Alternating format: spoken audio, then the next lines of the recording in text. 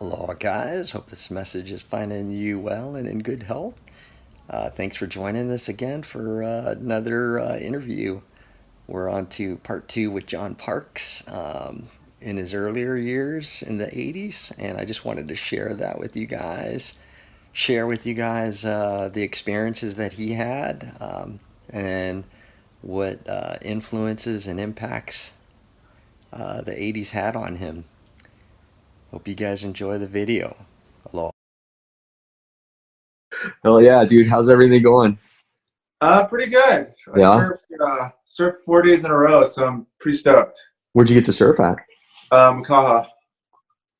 Anyways, we finally get together to pull this thing off. I don't really know what I'm doing. This is the first. I Yeah, me spent too.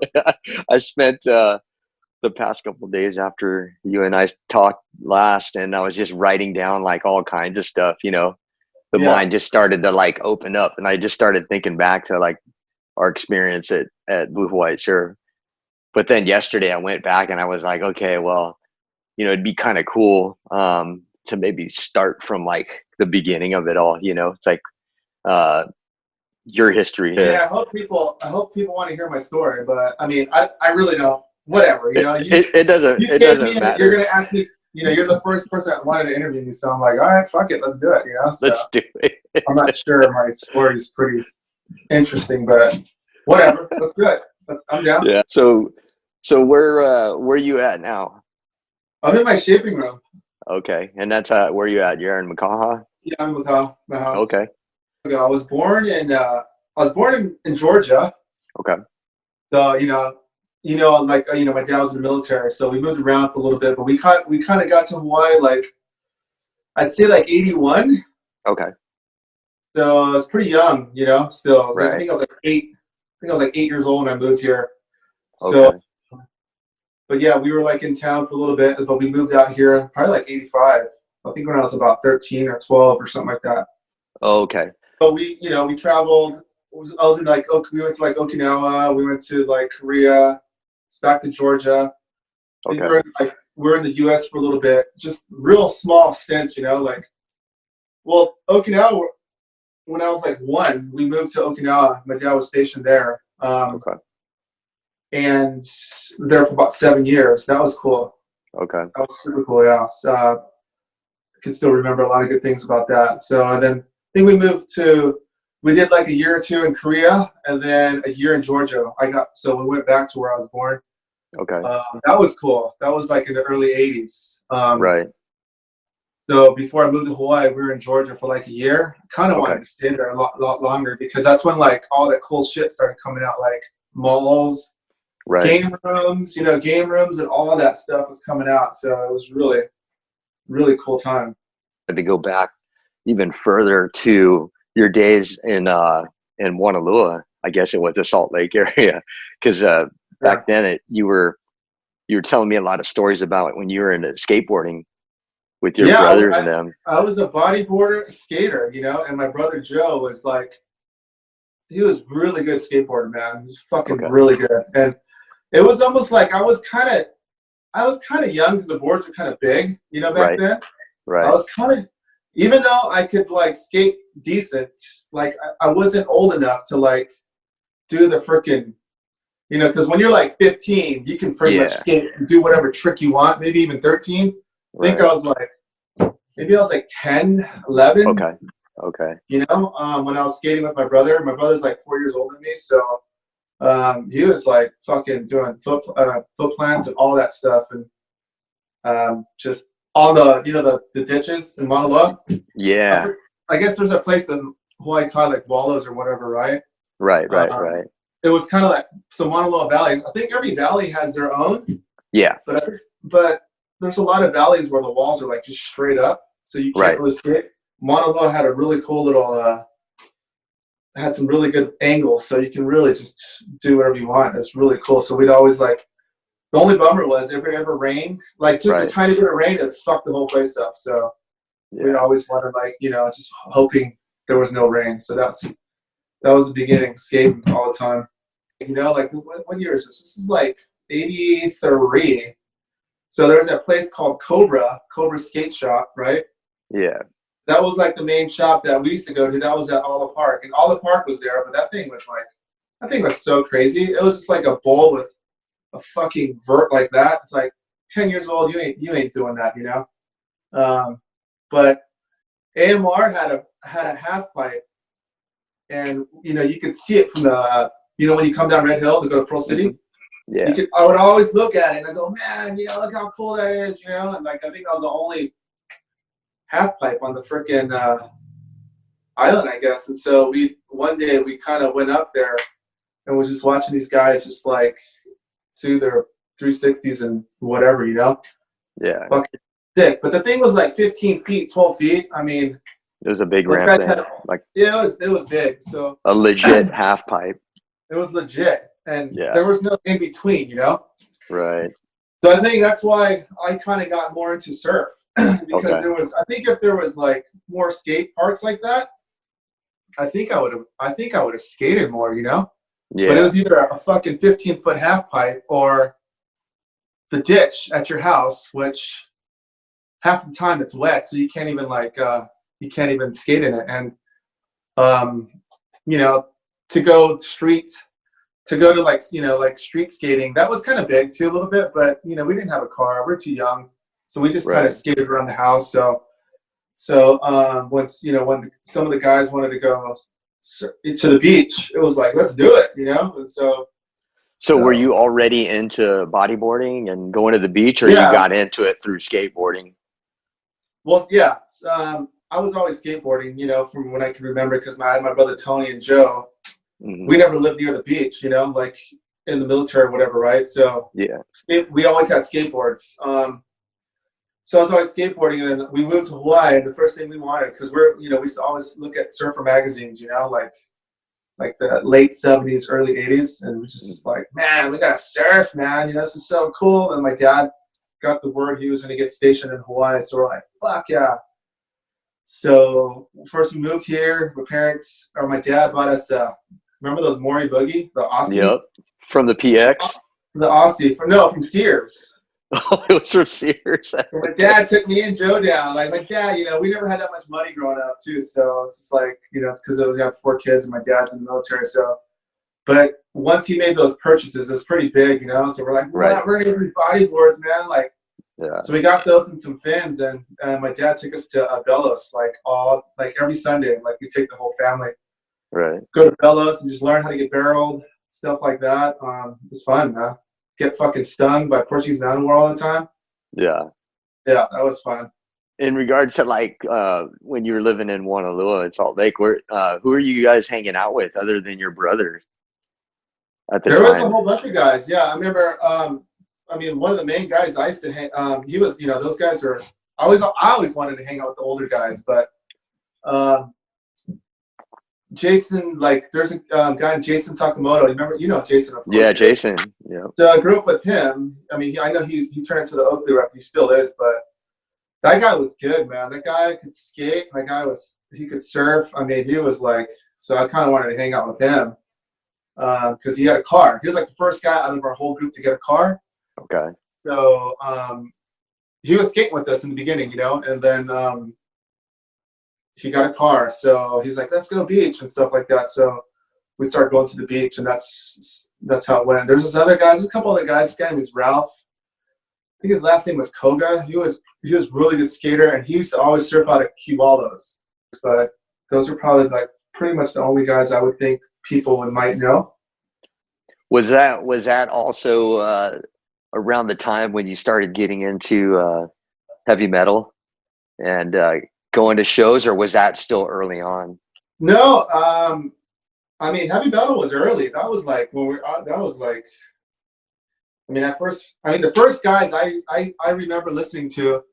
The cool thing about having like older siblings, you know, like they know the music, right? So whatever they brought home, I listened to. So Tony used to bring home Kiss, you know, like in the 70s. This is in Okinawa. Oh yeah, I remember. So I used to listen to Kiss all the time, and they used to have like cool like what do you call that, souvenir stuff they used to only sell in Japan. So we used to like get all this cool stuff. I remember Kiss was the first band that was like super cool to me, you know. Him and Him and Michael Jackson.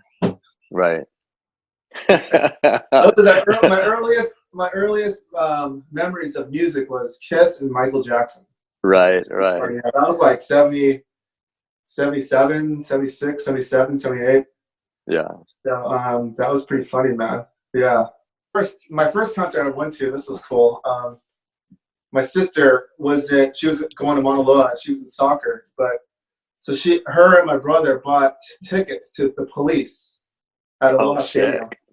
I think that was 83, man. So I was 10 years old, man, right? And so of course I couldn't go. And then, you know, she had the tickets for a couple months, and I think some soccer game came up on Maui.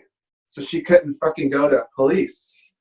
So Joe had a ticket, and I was just like, you know, my dad will never let me go. And then my dad's like, okay, well, you know, Kita spent a lot of money on this, so I guess you're gonna go. I was like, what? You know, so we got to see Police, Stevie Ray Vaughan, and Bryan Adams. That was fucking pretty crazy. My first concert ever, yeah, at Aloha Stadium. And yeah, it was pretty funny, but the music was good. It's pretty crazy. So we were there the whole day. I think it got home at like 9 or 10. Yeah. Because it started in the daytime. I remember that thing started in the daytime and ended at 9. Like, I'll never forget that. I remember I got a T-shirt too. Those concert tees were so cool, man. I think I wore that thing like every day for like a year. I think just like fucking had holes in it. And that was it, man. But yeah, that was like 83, man. Well, you know, the 80s had so much music, you know? It was so like, God, man, they're like, talk about music all the time, man. So there's so much music. And the cool thing was about the 80s, it's like all the artists were like, you could be fucking 17 or fucking 60. Yeah. And you're on the top 40, you know? Now it's like, you got, you know, you're basically 16 to like 30, and that's it. Once you're 30, you're pretty much done, right? But back then it was like there was so much genres, you know, going on, and it was pretty crazy. But I remember listening to like Iron Maiden was like the first guys I was listening to, you know. Iron Maiden, of course, AC/DC. I mean, that's kind of like hard rock, but not heavy metal. But Iron Maiden, I thought was like, and Judas Priest, those guys were starting to get, you know. And the reason how I found out from all those was like, remember like Night Tracks on TBS and like Night Flight? Yep. So of course at night, that's all you'd watch, you know. And then, so I got pretty much just watch those like all the time. So that's how I found out about all those bands.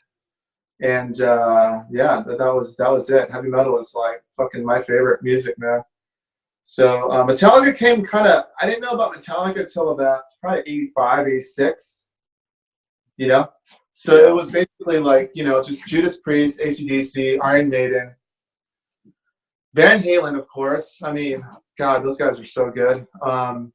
And who else is there? I mean, they all started to blow up right around there. So right. I used to record all of them, you know, like your VHS, just record it all and just watch it all day, you know, just like I used to remember. And then, of course, MTV, right? Right. That's when MTV was MTV, you know. MTV was so sick, man. Before, you know, when they just played music, you know. Now, when it was just music, it was cool. Like, all their commercials, you know, like if you got an MTV T-shirt, you were so stoked on that thing. Yeah. Now it's kind of like you don't even want one of those things, you know. Yeah. And then Headbangers Ball came out, you know, with MTV Headbangers Ball. Right. That was pretty badass, man. Hell yeah. Always stay up for that. So, yeah. That's awesome. That's back when 98 Rock was the shit. 98 Rock, man. That was. Remember I don't know if you remember. I forgot what year it was. It might have been like 80, like the early 80s, like between 81 and 83, maybe. I don't even remember. But Pearl Harbor Exchange, they used to have a 98 Rock section, and they had like the 98 Rock jobbers hats, and then they had the board shorts with that robot playing the guitar. Yeah. And then they had like a full-on line in there. I remember it was like T-shirts, board shorts, the jobber's hat. Yeah. And that was the shit, man. Yeah, that was like the shit.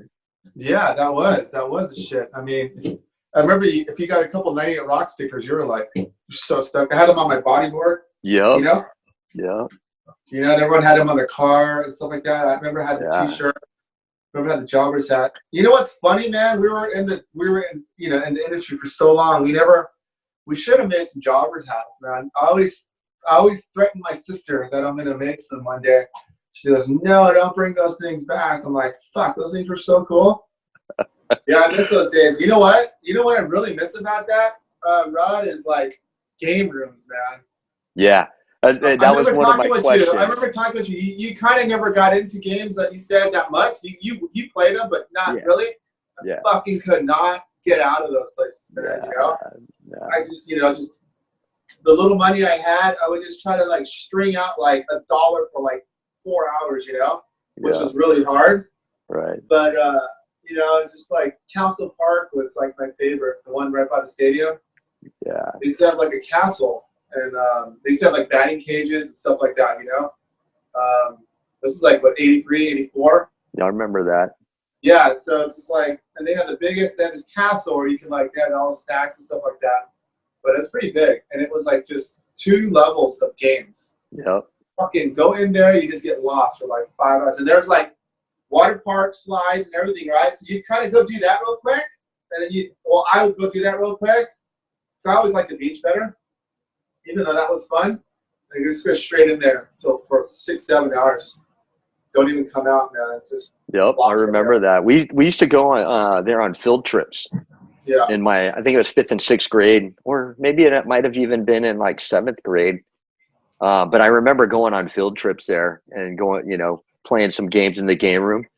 The only thing is like you said, we didn't have money at the time, so it was like you couldn't go in there and play games all day. So we just go out and hang out and ride the slide, and all that stuff. Yeah, I just remember doing a lot of watching too, like all the good guys. Oh yeah, watching their technique, just like watching for hours, just trying to like get better at games too. So it's funny. It's just funny because like I think about it, it's like I'm not into gaming at all, now, but I was into it as much as I'm not into it now. I was a fanatic just like you, and of course, it started at home with the Atari. My friend got that first Atari. We played Pac-Man and Donkey Kong and all that. And then, of course, we were into BMX at the time, and so we would ride our BMX bikes down to the PX on Schofield and go to the game room all the time, man. And it was be there from like the time the game room opened till like the time it closed. And it was like you could go there. We might go there multiple times a day. It just depends on if you could get money, and it's like any quarter you came across real quick, dude, you would freaking bolt from like wherever you live to go to the game room, and you're always trying to get your name on the board, get high it was score. Like crack. It was like the kids' crack, man, the game rooms, like you would just like sell anything you could just to get some quarters to go play, So, Right. What was your favorite game to play?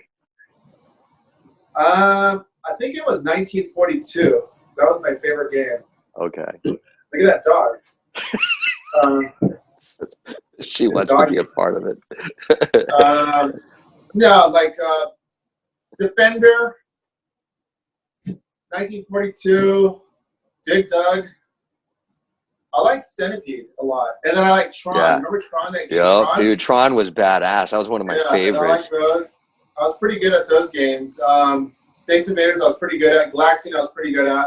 My brothers were way better than me though, but we're lucky, man, to experience that, to experience all this stuff for the first time, the video games, the like the MTV, just the development of new types of music and the variety at the time, like you said, in the 80s,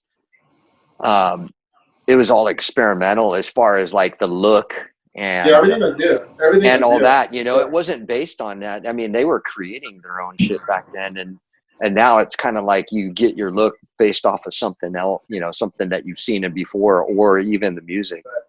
It's so funny, like how, like you see in the movies, we see in music or something like that, like even like in the 90s to 2000s, they always go back to the 80s to get their inspiration, Right.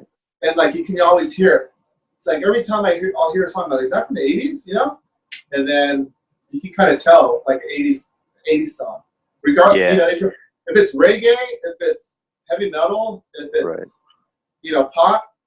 80s had that sound, you know, and you can Yeah. I could like totally hear it. It's like almost like they did everything the best. I guess when you moved to Makaha, what year was that? Yeah, 85. Okay. Yeah. And so when you moved to Makaha, did you already start surfing? Yeah, no, I was a bodyboarder still. So my dad was like, "Hey, you know, he just retired." So he's like, "Hey, so he's either gonna buy a house in Salt Lake, but you know, there no yard, no nothing, you know, and they're like, whatever, right? Whatever the price was, or like Makaha, where I'm at now, where you got a house and you got fucking a lot of yard, you know." Right. So my dad ended up wanting to go out there, and I was like, "No, fuck no," you know, like, because you know, back then everyone knew like it was gnarly out here, you know. Yeah.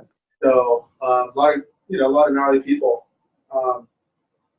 So, but my dad's like, "Well, the house is like twice as like cheap, you know, with more land."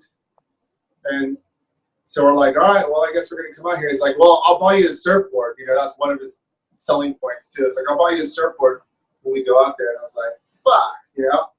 I got my first surfboard from the swap meet. Yeah. So I wanted, you know, all our friends were in Moanalua, you know, like we're just like starting to go to the beach. Everyone's getting their car, stuff like that. You know, there's a lot of girls, you know, like just that's when girls were starting to come around, and just like, no, I don't want to move out there, you know, like, you know, no, you know, when you're a kid, you never want to move when your parents have to make that tough choice, you know. So Right. it's like, whatever, I had no choice. What am I going to do, you know? So we moved out here, and yeah, it's pretty gnarly, you know. Right. That's how it was. Right. So yeah, so growing up, it was like, you know, like you had to watch if you stared at someone too long, they'd be like, "What?" You know, like it was pretty nuts, man. It was a culture shock.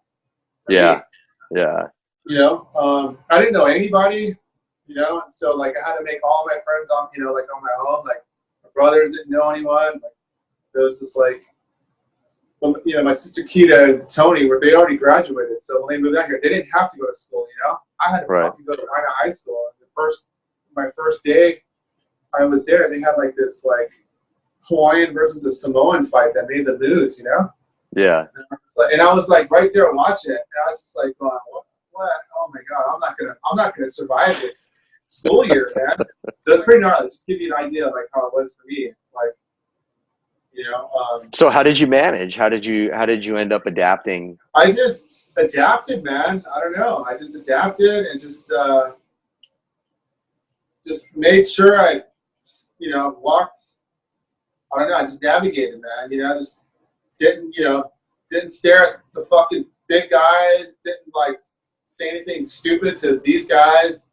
You know, everyone's cool though, man, down here. You know, so Yeah. when you get to know them, everyone's super cool. But you know. So how did you end up making friends, and who were some of like your early friends? I remember my first friend I made his name was Clifford Hall. Like that was the first day, and he was a surfer. I started surfing already. Like Okay. I just started when I first moved out here. I started surfing. So who did I meet? I remember seeing Keone Watson, Sam Fenwick, RJ Steinke, and his brother Eric at Free Hawaii the first time. They didn't know me. I just was like walking. I stumbled across the surf spot right by my house. I was like, "Whoa, how's these four guys?" You know, they're like ripping already. And I was still bodyboarding.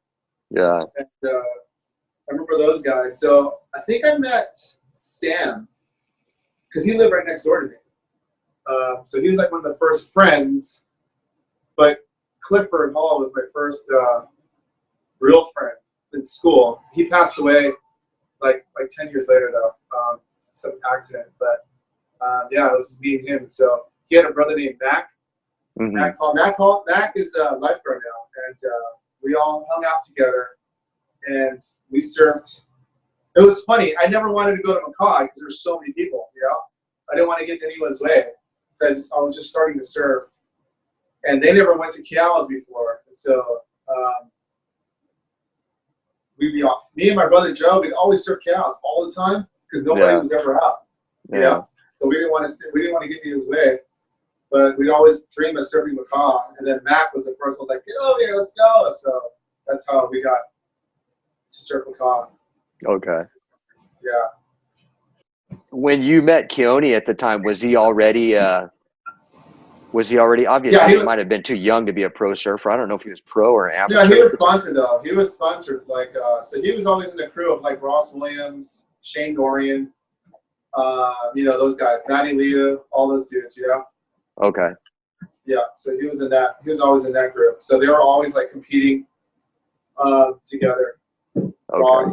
Yeah, so he was in him and Ross were like, that's how I met Ross. Because Ross used to stay over here sometimes. Ross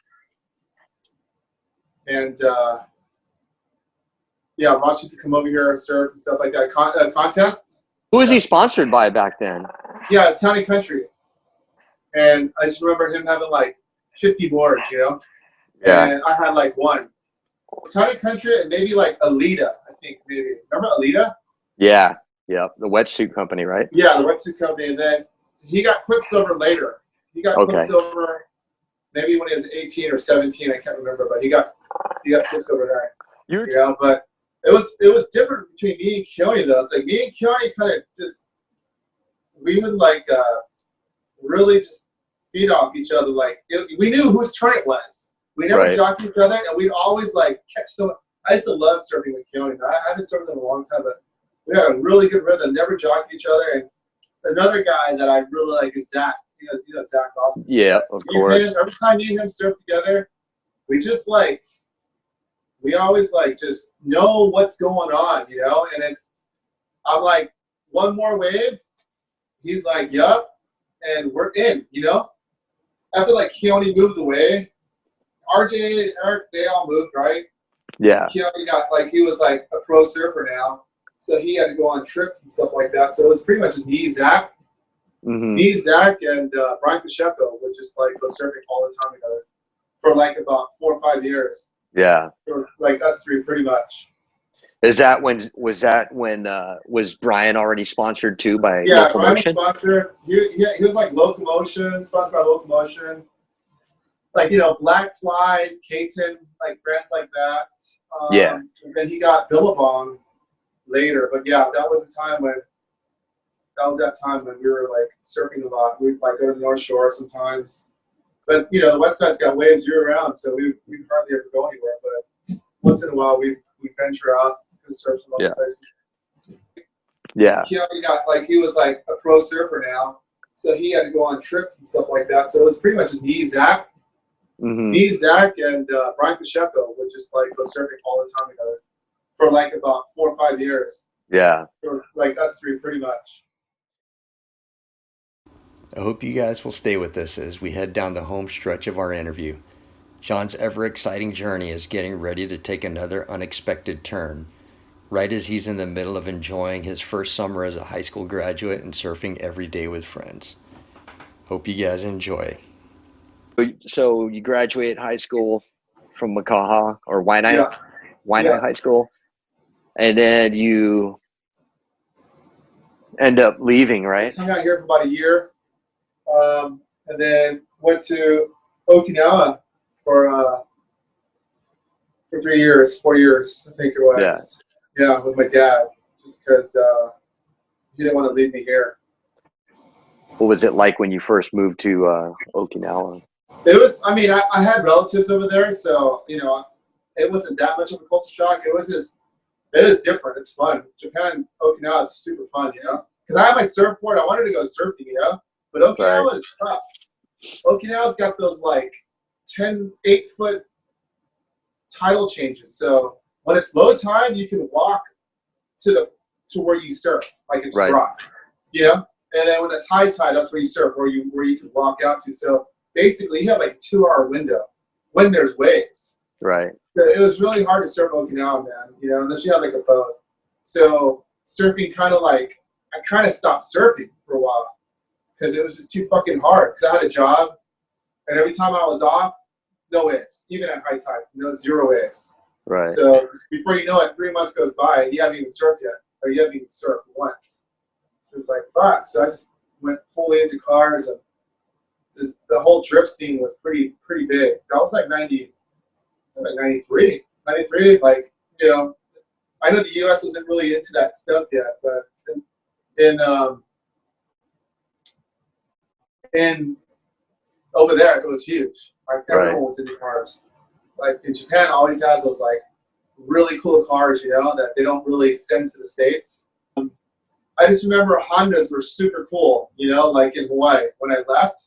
Right. And when I got to Okinawa and I got my first car, it was a Honda Civic. Fucking thing was decked out, man, and it was cheap. Like that car here would have been still like 12 grand. I think I got it for like 2 grand. Fucking brand new. It was used, but it was brand new. Had a VTEC engine in it, all this stuff, you know. But they were like, because I was working at a garage. I was working at I always like mechanic stuff too, but I just wanted to try to get into that. And those guys were like, dude, this is the fucking worst car to get. I'm like, what? Really? So after I sold my Civic, my friends told me that was a dumb car. Yeah. Because it was hard to work on. It was very hard to work on Hondas. And they did everything backwards. So I got rid of that. I got a Toyota Corolla Hachiroku. Yeah. That thing was so fun. Rear-wheel drive. So that was the thing to get. It was a rear-wheel drive car. So I got in the car, but it wasn't running. How's that, right? So it was at a body shop. So I had to get it painted, right? So I got it painted, and it took like a month. So I didn't have a car for like a month, man. So I got the car done, and I got the inspection on it, right? And I fucking took this car out the first night, like bone stock, and took it out on the highway, and all these races were going on, right? So I started fucking racing all these guys, right? Wah! You know, we're just hauling ass down the main highway, stoplight to stoplight. And I was having a good time. My friend was with me, the guy who, you know, one of my friends I worked with. His name was John too. It's funny. So so on the way back, I was like, okay, one more, right? Let's go one more. So raced this one Japanese guy, fucking off, you know, another Hachiroku, right? So raced him. He kind of smoked me because I was all stuck. My fucking engine blew up. No way. Yeah. The fucking first night I took the car out, man, fucking engine blew, right? And I was like, oh, shit. So he called our friend and towed us back to the garage. And then I had to, like, find an engine, you know? So, well, then I called my friend to come help me because I was still kind of new at working on cars. So we called this other friend, my friend Matt. So when I first moved to Okinawa, I made a couple friends surfing. Matt was one of them because there's only a couple white dudes around there. So Matt was one of them. Spoke perfect Japanese, you know, his Japanese wife and all that. So, you know, we hit it off pretty good. And I was telling him too. I was like, hey, I want to buy a Hachiroku. You know, he goes, don't. You're gonna fall into the money pit, man. Don't. And so I didn't listen to him. So I bought the car, blew the engine up.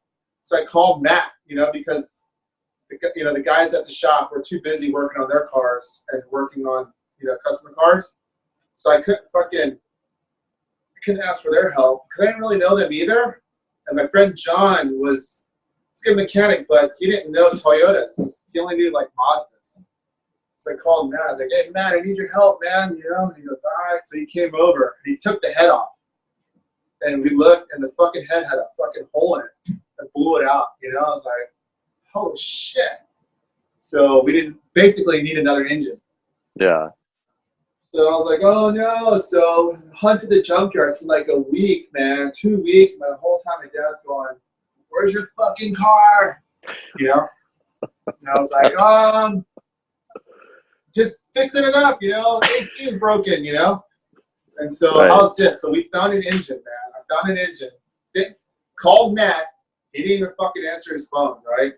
Yeah. I was like, fuck, man, you know? So me and John, we wigged it, man. We winged it. We took the engine out, put the new one in, bolted everything on. Fucking got the thing down, filled it up with water, you know, for the radiator. Started it. My dad shows up in the garage finally after about 2 months. Out of the blue. He goes, where's your car? Yeah. It's right here. It's right here. It's running. Look, you know? No way. Yeah, that fucking day, dude. Like, if my dad came and saw the engine out of the car, he'd be like, get the, you know, he probably would have sent me back to Hawaii. You know, you're getting into fucking trouble over here, you know? That sounds So, like something from out of a movie. kind of So bummed, man. Like, I know this is, you know, we're jumping ahead, but I wish I kind of pursued mechanic stuff because I thought I was pretty good at it, you know? Like, oh yeah, you were definitely good. I don't consider myself good at most things, you know? I thought I was really good at mechanic stuff. So, like, you give me, like, a wrench, I can take out an engine, fucking whatever, any engine, I'll take that thing out. I can put it back, you know? And so, just pretty much winged that thing. But, yeah, that was fun. That was the first car, man. The first time I took that thing out, blew the fucking engine up, man. But we fixed that car up about a whole bunch of suspension, fixed the motor up. Car was pretty badass, man. Dropped it. I got some pictures of it. I'll show it to you. I don't think that wasn't the car that you had in Hawaii, right? That was a completely different car. Yeah, that's a different car. These were all right-hand drive cars. Everyone like in rally racing was like the one thing that everyone loved. So this all that drifting stuff was all inspired by rally racing. So right, rally was pretty badass. So it went from surfing to cars, and then was there anything else that you were into in Japan? Were you still into the music? Were you going to see any shows or? You know what? It was weird over there, man. Like, it was almost like you went into the fucking Stone Ages, man. You know? Yeah. As far as U.S. shit, you know? Yeah. Like anything that, like, there's no MTV, there's no nothing, man, because there's like Japanese radio or Japanese TV. You know, my mom's Japanese, so I could kind of speak it a little and understand it a little, but I never wrote it, so I could never read any of the stuff.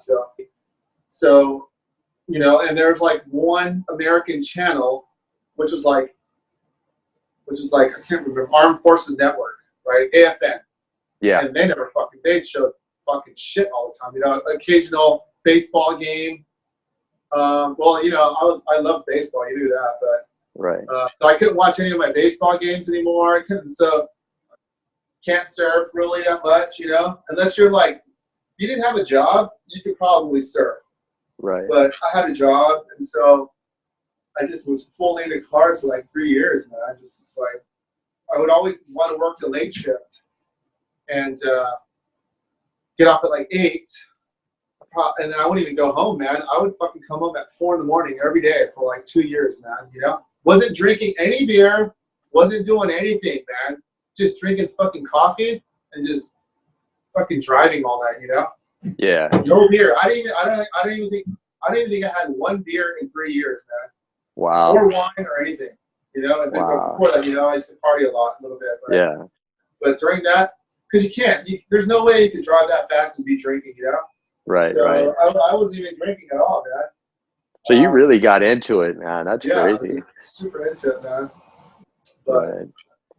So when did you move back to Hawaii? I moved back in 95. Okay. Yeah, 95, yeah. So when you moved back to Hawaii, did you,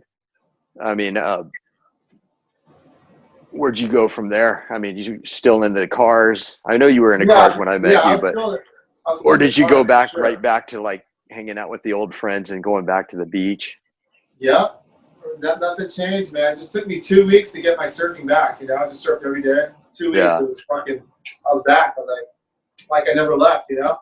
So were you excited when you found out that you were moving back to Hawaii from Korea? I mean, not from really. Okinawa. I was kind of forced to move back because I don't know. My dad just thought, you know, just working on cars. He wanted me to go to school all the time, you know. Right. And so I just didn't. I don't know, man. I just didn't want to go to school, man. You know, one. I had to pay for it on my fucking own, you know. Right. So I never had money. I couldn't spend money on a car and go to college, you know. Yeah. Too, my dad said he'd help me sometimes, you know, but it's just like my heart was never in it. I was in and out of college for like 3 years, man, you know. Just right. Learning fucking nothing, you know. Yeah. But I mean, everyone has their own take on college, man. But it's good to do. It's good to finish, and I understand why people want you to go to college and stuff like that. But for me, I just, you know, I always liked just, you know, working with my hands and just doing other stuff. You know, I wasn't really interested in school. But whatever, you know. It worked Right, out, but right. so what did I can't even remember what I did when I first got here. I think I started working at like I think I started working for my friend John Richardson, Jay Richardson, John Richardson. We started making boards. Like That's right. The shaper, yeah, right? yeah. So Jay is a shaper out here in Makaha, so right down the street. So he offered me a job polishing boards. That shit's tough. Tough work, man. Like Yeah. Jay was like a really good shaper, and his son, he has a cool little operation going. Um, so I was polishing boards. The son was glassing them and hot coating them, and the dad was like shaping them. So I was doing that for about a year and a half. I think I was doing that when I started working. Yeah, you were. So I was doing that, and then Zach, met up with Zach again, and I started working at Gordon Biersch as a busser and as a waiter later for about 2.5 years, and then polishing surfboards. So I was doing that for about 3 years. Okay. Yeah. Was Jay Richardson shaping under his own label, or was he shaping for a shop? I think he was still doing locomotion boards. And locomotion, right? Yeah, and he was still doing his Makaha surfboards. Okay. So he was doing both. Yeah, he was doing both. So he was still a shaper for locomotion when locomotion still had like 6 or 7 shapers under their label. Right. So he was still doing locomotion boards, and he was doing his own label, and he was mostly selling those like Japan. Right. Yeah. So he was pretty busy. So I learned a lot from him too. You know, he's really good craftsman. So while you were doing this with Jay, and I don't know if you knew back then that was something that was going to be in your future, but did it have any influence on you as far as like, because you're shaping now, but did it, or you didn't even think about it? It's just a job. No, I didn't really think about it. I never really wanted to be a shaper at all. Like I just was like, I was just working, making money. Yeah. And once in a while he'll shape me a board for free. Okay. And so I think that's why I was stoked on that. Right. So I'd get a fucking big ass discount on a surfboard. So that's pretty much why I was with him. But he taught me a lot. He taught me how to use like a lot of the tools to make a board, and stuff like that. So I learned a lot of that stuff I learned from him, I implement into my shaping now. So I've heard some really good stories and some crazy stories about his son Shaun. I remember you just telling me how good of a surfer he was, and that he actually should have been a pro surfer. He was probably the #1 in the world, John Richardson. Like he was doing aerials. He was doing aerials before people didn't even know what an aerial was, Right. And he had like the best style, and he was really fast and just pretty crazy. But he went down the wrong road, and like so many people do, and just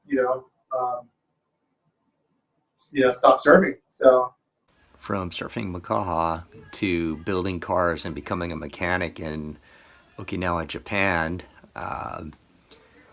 John's time was up at this point, and he ends up moving back to Hawaii, where he becomes a hot coater for his good friend in Makaha, Jay Richardson, while also bussing and waiting tables over at Gordon Biersch.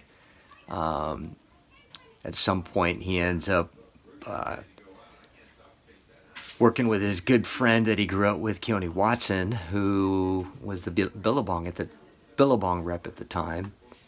And I was working at Blue Hawaii Surf when Keone came in one day with John and introduced us and asked if we needed some help. And this is where we catch up in the story again. I asked John if he remembers this day, and this is his response. Well, since we're on the topic now, we'll go back. We're going to take it back a little bit further and go back to how we met. What's your earliest recollection of that?